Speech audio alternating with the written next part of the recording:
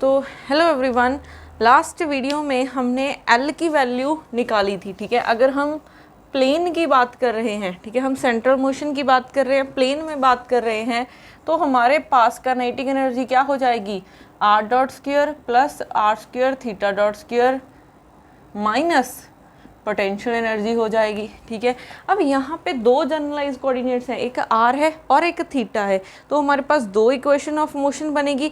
एक first equation of motion क्या हो जाएगी, आर, अगर आर के लिए इक्वेशन ऑफ मोशन निकालें तो D by D T curly L by curly R dot minus curly L by curly R is equal to 0।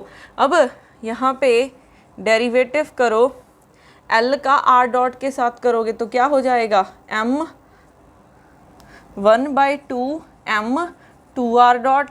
ठीक है, फिर आर के साथ करोगे तो आर वाली टर्म एक तो ये है 1/2 एम, ये हो जाएगा 2r theta dot square minus minus plus curly V R by curly R is equal to 0, क्योंकि यहाँ पे आर ये भी एक आर का ही फंक्शन है तो इसका भी डेरिवेटिव होगा। अब यहाँ से 2 के साथ 2 कैंसिल, m बाहर निकाल लेते हैं तो d by D T M R dot, 2 के साथ 2 cancel, m R theta dot square plus curly V R by curly R is equal to 0। तो यहाँ से इसे तो हमने बाहर निकाल लिया था, आर डॉट का एक बार और टाइम के साथ डेरिवेटिव करोगे तो आर डबल डॉट आ जाएगा minus M R theta dot square plus curly V R by curly R is equal to 0। अब देखो हमें पता है कि L किसके इक्वल होता है, M R square theta dot, तो यहाँ से थीटा डॉट की वैल्यू आ जाएगी L by M R square, value put कर दो यहाँ पे, तो M R double dot minus M R, इसकी वैल्यू एल बाय एम आर स्क्वायर का स्क्वायर है, फिर ये उस तरफ ले जाओ। ठीक है, तो ये minus curly V R by curly R, ये होती है हमारी फोर्स। ठीक है, M R double dot minus M R L square by M square R 4 is equal to F. तो यहाँ पे देखो M R double dot minus ये कट गया, ठीक है, ये यहाँ पे कट के क्यूब रह जाएगा, तो L square by M R cube is equal to F. तो ये इक्वेशन ऑफ मोशन आ गई है आर के लिए। ठीक है, अब अगर हम क्या करें, इसको थोड़ा सा सिंप्लीफाई करने के लिए, आर की वैल्यू निकालने के लिए, तो हम क्या करते हैं, आर को पुट करते हैं 1/u। ठीक है, अब हमने क्या करना है, क्योंकि ये आर डॉट का क्या मतलब है, आर डॉट का मतलब है डेरिवेटिव है आर का विद रिस्पेक्ट टू टी के साथ। अब हमने सारी टर्म्स सब आर को क्या करना है, यू में कन्वर्ट करना है। अब हम यहाँ पे इसको कन्वर्ट करना नहीं सीखेंगे, क्योंकि फिर वो बहुत लेंथी डेरिवेशन हो जाएगी, वो आपने लर्न नहीं करनी है, आपने सिर्फ इसका रिजल्ट लर्न करना है। तो रिजल्ट क्या आएगा, ठीक है, इसको यू की टर्म्स में करने के बाद तो वो आ जाएगा D derivative of U square with respect to क्या हो जाएगा,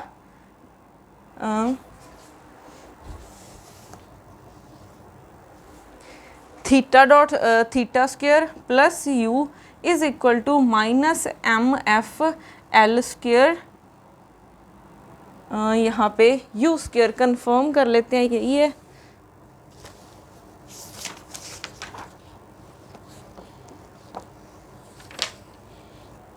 ठीक है, अब आप बोलोगे कि यहाँ पे तो t के साथ डेरिवेटिव है, यहाँ पे थीटा के साथ डेरिवेटिव क्यों आया है, ये कुछ ऐसे कन्वर्ट हुआ है। देखो आर डॉट क्या है, D R by D T है, आप हम इसको लिख सकते हैं D theta into D theta by D T. ठीक है, डी थीटा के साथ मल्टीप्लाई कर दिया और डी थीटा के साथ डिवाइड कर दिया। ये क्या है, थीटा डॉट, ये क्या है, थीटा डॉट, इसकी वैल्यू हम पुट कर सकते हैं। थीटा डॉट की वैल्यू क्या है, L by M R square हो जाएगी। तो ऐसे हम सभी टर्म्स को कन्वर्ट कर लेंगे थीटा और यू की टर्म्स में। तो ये इक्वेशन आपने याद रखनी है। ठीक है, ये बहुत ही इम्पॉर्टेंट इक्वेशन है, इसको आपने लर्न करना है। ठीक है, अब उसके बाद एक कुछ क्वेश्चंस आते हैं,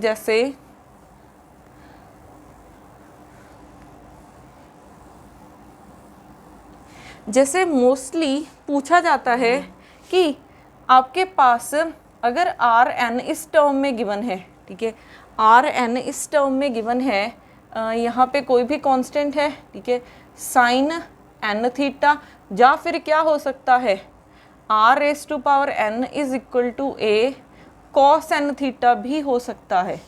ठीक है, अगर आपको कभी भी आर एन मीन्स इस टर्म में ऐसी टर्म्स गिवन है कि R N is equal to A cos N theta, ठीक है, एन की वैल्यू कुछ भी हो सकती है, तो यहाँ पे अगर आपको पूछा जाए कि एफ आर के साथ कैसे वेरी कर रहा है, ठीक है, तो एफ आर के साथ कैसे वेरी करता है 2n+3, ठीक है, तो ये बहुत इंपॉर्टेंट पॉइंट है, ये आप एक ट्रिक मान सकते हो कि अगर आपको आर इस ऐसी टर्म्स में गिवन है, ठीक है, R N is equal to A sine N theta या फिर R N is equal to A cos N theta, तो आपका एफ आर के साथ ऐसे वेरी करता है, F is directly proportional to R raise to power 2n+3। ये बहुत ही इम्पॉर्टेंट, ठीक है, फॉर्मूला है, ये आपको पता होना चाहिए। ठीक है, अब उसके बाद हमने यहाँ पे क्या करना है, आर की वैल्यू लिखनी है।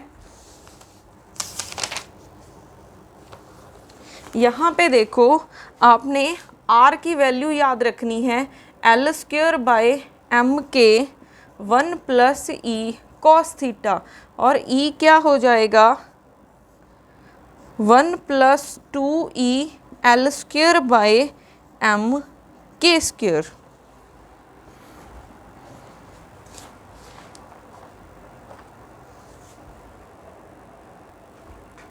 जो हमने ये इक्वेशन निकाली थी, यहाँ से हम आर की वैल्यू फाइंड करना चाहते थे। ठीक है, आर की वैल्यू के लिए हमने इसको यू में कन्वर्ट किया। ठीक है, और जो आर की वैल्यू आई है वो ये आई है। ठीक है, ये जो बहुत इंपॉर्टेंट फॉर्मूले हैं, एक तो आपने ये इक्वेशन याद रखनी है, उसके बाद ये फॉर्मूले याद रखने हैं कि आर की वैल्यू किसके इक्वल है, L²/m² 1+e cos थीटा, और यहाँ पे e क्या है, e हमारे पास है इसेंट्रिसिटी,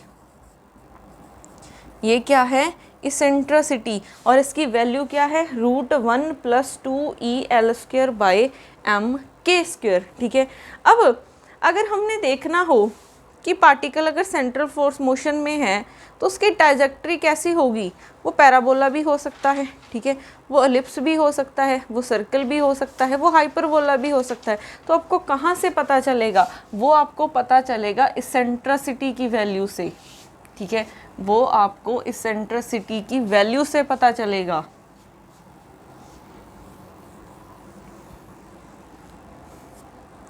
तो अगर, ठीक है, इसका एक टेबल बना लेते हैं, यहाँ पे इसेंट्रिसिटी हो जाएगी, इसेंट्रिसिटी, यहाँ पे ट्राइजेक्ट्री, और यहाँ पे आपके पास एनर्जी। ठीक है, अब देखो अगर E की वैल्यू 1 है, ठीक है, आपके पास बनेगा पैराबोला। अगर E की वैल्यू <1 है तो बनेगी एलिप्स। ठीक है, अगर E की वैल्यू >1 है तो हाइपरबोला बनेगा। अगर E की वैल्यू इक्वल टू 0 है तो बन जाएगा आपके पास सर्कल।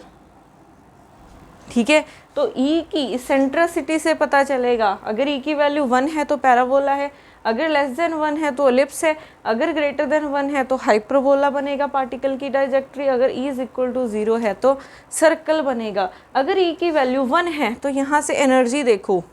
ठीक है, अगर E की वैल्यू 1 है तो 1 is equal to √1+2e L²/m²।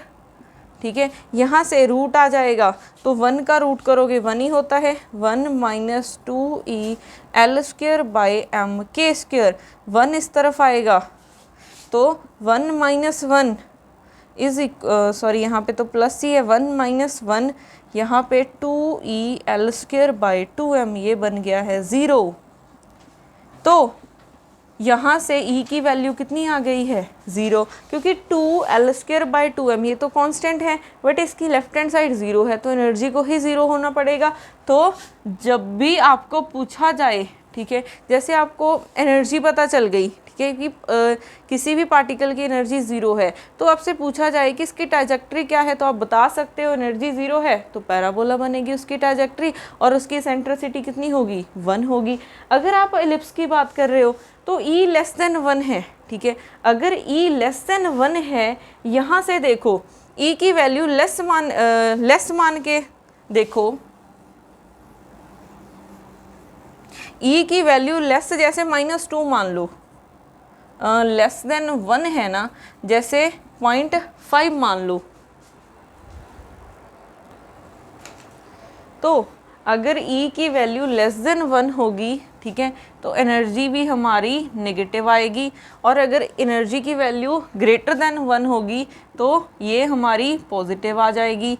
उसके बाद अगर E 0 है, ठीक है, E 0 है, आप यहाँ पे मान के भी चल सकते हो, जैसे ये 0.5 है, ठीक है, सपोज कर लो ये वैल्यू E की वैल्यू लेस देन 1 रखी है, जैसे 0.5 है, 0.5 का स्क्वायर करोगे 1 प्लस, क्योंकि ये रूट उस तरफ स्क्वायर बन जाएगा, 1 + 2e_l²/m के स्क्वायर, ये आपके पास 0.5 का स्क्वायर, ये आ जाएगा 0.25 - 1 2e_l²/m के स्क्वायर, ये आ जाएगी नेगेटिव, तो यहाँ से एनर्जी नेगेटिव आ जाएगी, ठीक है।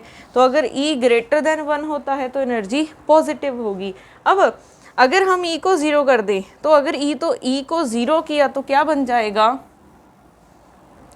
E को 0 रखा इज इक्वल टू √1 + 2e_l²/m के स्क्वायर, ये रूट इस तरफ 0 का रूट करेंगे 0 ही होता है, 1 + 2e_l²/m के स्क्वायर, तो यहाँ से ये इस तरफ जाएगा 2e_l²/m के स्क्वायर इज इक्वल टू -1, तो E की वैल्यू आ गई है m के स्क्वायर बाई 2l², ठीक है, साथ में नेगेटिव साइन है, तो सर्कल के लिए इतनी एनर्जी आ गई है, ठीक है। तो ये टेबल बहुत ही इम्पॉर्टेंट है, ये आपको लर्न होना चाहिए। अगर E 0 है तो E की वैल्यू क्या हो जाएगी -m के स्क्वायर बाई 2l², ठीक है।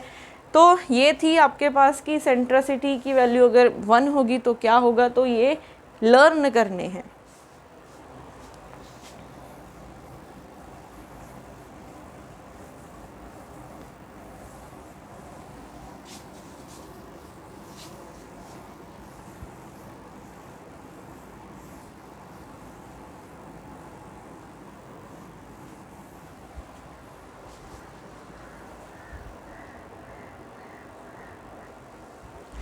तो नेक्स्ट क्वेश्चन करते हैं, question number 1, the central force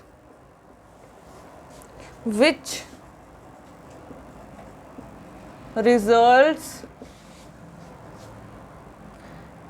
results in the orbit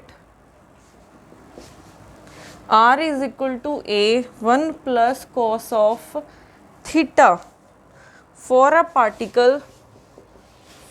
a particle is proportional to A option है r, B ऑप्शन है r², C ऑप्शन है r-2 और D ऑप्शन है none of these, ठीक है।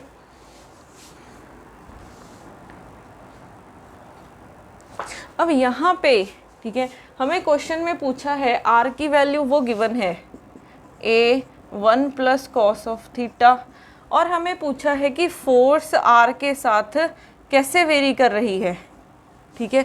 अब अगर हम यहाँ पे देखें, हमने लास्ट कुछ टाइम पहले किया था कि अगर आर एन, यहाँ पे ए भी हो सकता है, ए की पावर एन भी हो सकती है, कोई कंफ्यूज मत होना क्योंकि ये तो कांस्टेंट है। कॉस थीटा हो या फिर R N is equal to A raise to power N sine N theta हो। तो फोर्स कैसे वेरी करती है, 1/r race to power 2n + 3। ठीक है, अब यहाँ पे हमें n की वैल्यू चाहिए। ठीक है, हमें n की वैल्यू चाहिए। तो पहले तो क्या ये इस फॉर्म में है, ये तो इस फॉर्म में नहीं है, ये तो 1+ है। तो हम इसका फॉर्मूला लगा सकते हैं, 1 + cos थीटा को हम 2 cos स्क्वायर थीटा बाई 2 लिख सकते हैं। ठीक है, cos स्क्वायर थीटा बाई 2 लिख सकते हैं। तो अब यहाँ पे r is equal to 2a cos square theta by 2। हमें यहाँ पे कोई पावर नहीं चाहिए, तो ये 2 इस तरफ रूट बन जाएगा, r 1/2, 2a 1/2 और यहाँ पे cos थीटा बाई 2। देखो n की वैल्यू कितनी आ गई है, 1/2 आ गई है। यहाँ पे भी 1/2, यहाँ पे भी 1/2 और यहाँ पे भी 1/2 है। जहाँ जहाँ n है यहाँ पे क्या है, 1/2 है। अगर n की वैल्यू 1 आ गई है तो f कैसे वेरी करेगा, r रेस टू पावर 2 × 1/2 + 3। ये हो गया है 1 + 3 r रेस टू पावर 4। तो फोर्स ऐसे वेरी कर रही है r रेस टू पावर 4 के साथ। ठीक है, तो ये इम्पोर्टेंट ट्रिक है, ये पता होनी चाहिए। तो हमारे पास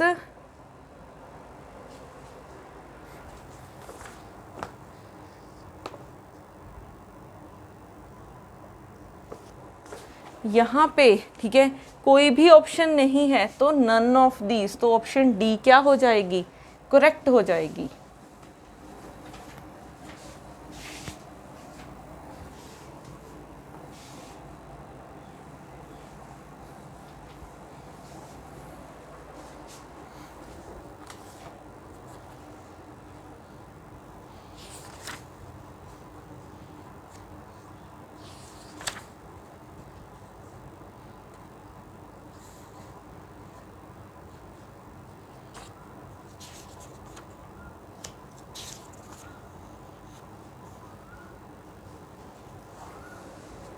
जैसे आपको नेक्स्ट एग्जांपल है, ऐसे गिवन है r² k cos of 2 theta. ठीक है, तो ये किस फॉर्म में होता है, R N is equal to K A raise to power n cos of n theta. तो यहाँ पे कंपेयर करेंगे, सेम ही है। तो n की वैल्यू कितनी आ गई है, 2 आ गई है। तो f is directly proportional to 2 r raise to power 2n + 3। तो यहाँ से क्या आ गया है, r रेस टू पावर 2। ठीक है, तो यहाँ से 4 + 3, f is directly proportional to r raise to power 7। तो ये ऐसे वेरी कर रहा है। ठीक है, तो ये बहुत इम्पॉर्टेंट, ठीक है, एज अ ट्रिक मान सकते हो, ये बहुत सारे क्वेश्चंस में अप्लाई हो जाती है।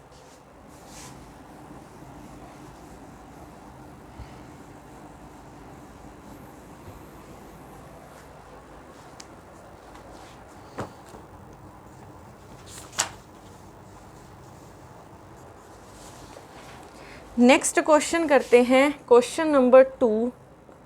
A particle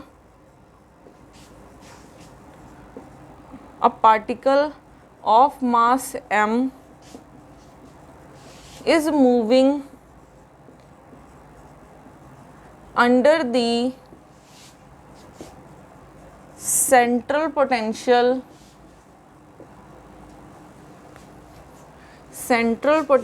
V of r is equal to -k/r if energy of the particle is 0, if energy of the particle is 0 and its angular momentum is L, then its distance of nearest approach from centre of force is a है L square by M के, B है L square by 2m के, और सी है 2l square by M के, और option D है L square by M के स्क्वेयर।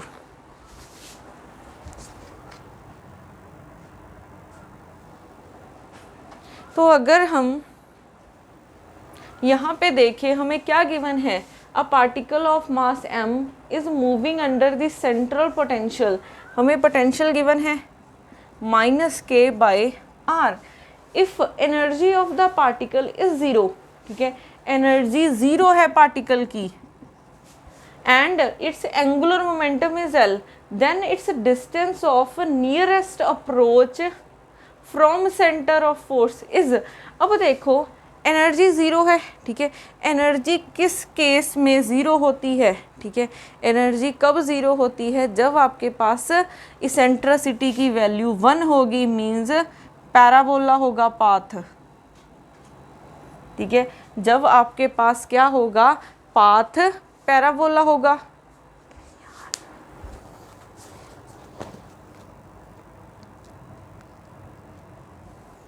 ठीक है, तो E की वैल्यू 0 मीन्स ये 1 के इक्वल है, तो पैराबोला होगा पाथ। अब हमें क्या फाइंड करना है, distance of nearest approach. R की वैल्यू हम निकाल चुके हैं, कितनी निकाली थी, एल स्क्वेयर बाई एम के 1 + E कॉस ऑफ थीटा, ठीक है, यही निकाली थी। अब हमने पहले तो E की वैल्यू 1 पुट कर दो, तो 1 + कॉस ऑफ थीटा। अब हमने R मिनिमम निकालना है, तो R मिनिमम की वैल्यू कब होगी, अगर ये डिनोमिनेटर हमारा क्या हो जाएगा, मैक्सिमम हो जाएगा। मैक्सिमम कॉस थीटा की मैक्सिमम वैल्यू कितनी होती है, 1, ठीक है, कॉस थीटा की मैक्सिमम वैल्यू होती है 1, ठीक है, मिनिमम वैल्यू -1 होती है, तो 1 पुट कर देंगे, क्योंकि यहाँ पे कॉस थीटा अगर मैक्सिमम होगा तभी R मिनिमम आएगा, तो यहाँ पे आ जाएगा एल स्क्वेयर बाई 2m के, ठीक है, तो R minimum is equal to L square by 2m के, तो ये आ जाएगी आपके पास R मिनिमम की वैल्यू, ठीक है, तो यहाँ से ये ऑप्शन क्या हो जाएगा, करेक्ट हो जाएगा।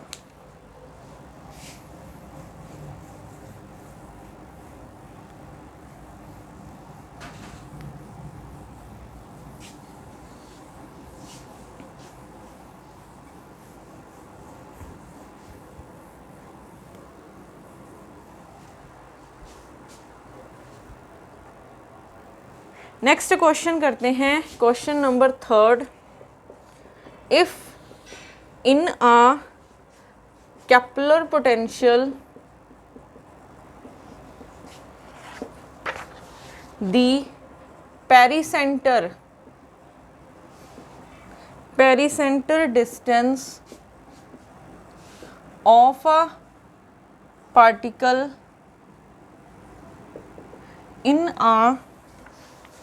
in a parabolic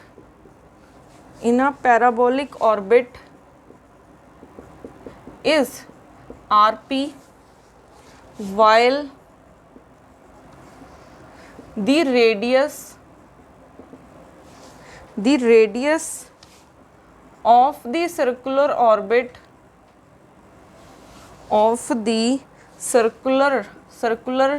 orbit with the same angular frequency, angular momentum है, angular momentum is rc, then options given है, ए गिवन है rc is equal to 2rp, B option given है rc is equal to rp, D option है 2rc is equal to rp, उसके बाद D option given है rc is equal to √2rp।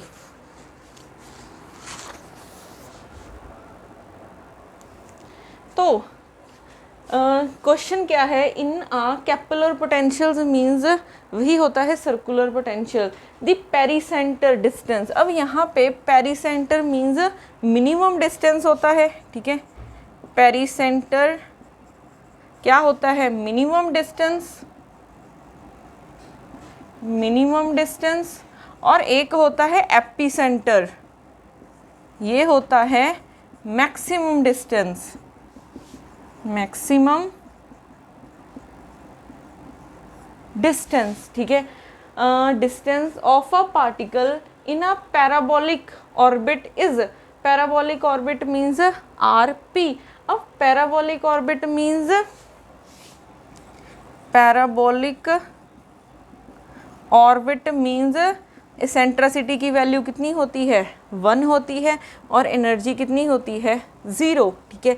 अब और क्या गिवन है, while the radius of the circular orbit with the same angular momentum, with the same angular momentum is RC, then अब हमें R में रिलेशन चाहिए, एक सर्कुलर ऑर्बिट है और एक आपके पास पैराबोलिक ऑर्बिट है, ठीक है। तो अगर हम देखें R की वैल्यू क्या होती है, L²/mk 1 + E cos of theta. अब उन्होंने कहा है same angular momentum means L की वैल्यू सेम रहेगी दोनों के लिए। अब उसके बाद यहाँ पे अगर आप पैराबोलिक ऑर्बिट के लिए हो तो E की वैल्यू 1 हो जाएगी, अगर आप सर्कुलर ऑर्बिट की बात करोगे तो E की वैल्यू क्या हो जाएगी, 0 हो जाएगी, ठीक है। तो यहाँ पे इसके लिए E की वैल्यू 1 और इसके लिए E की वैल्यू 0, तो यहाँ पे वैल्यू पुट करो, पैराबोलिक के लिए L²/mk 1 + cos थीटा आ जाएगा, और RC के लिए क्या हो जाएगा, L²/mk, E की वैल्यू 0 है तो 1 हो जाएगा। अब देखो उन्होंने कहा है पेरीसेंटर, पेरीसेंटर मीन्स मिनिमम डिस्टेंस, तो इसकी वैल्यू मिनिमम देखनी है, ठीक है।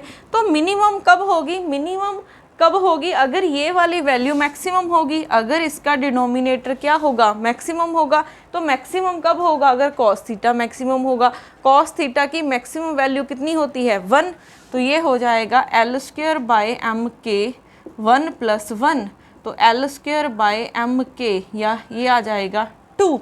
तो हमने फाइंड करना था रिलेशन, ठीक है। तो यहाँ से RC/RP निकालते हैं, RC की वैल्यू L²/mk, RP की कितनी वैल्यू आई है, L²/2mk, तो ये कैंसिल, ये कैंसिल, तो 1 ये 2 ऊपर चला जाएगा, ये आ गया, तो RC = 2 × RP। क्या ये किसी ऑप्शन के साथ मैच कर रहा है, ये तो ऑप्शन ए के साथ मैच कर रहा है, ठीक है।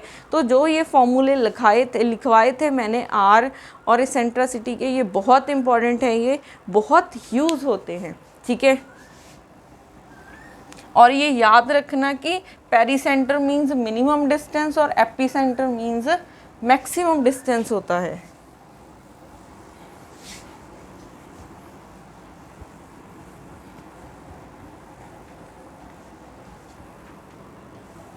बाकी हम करेंगे नेक्स्ट लेक्चर में। Thank you.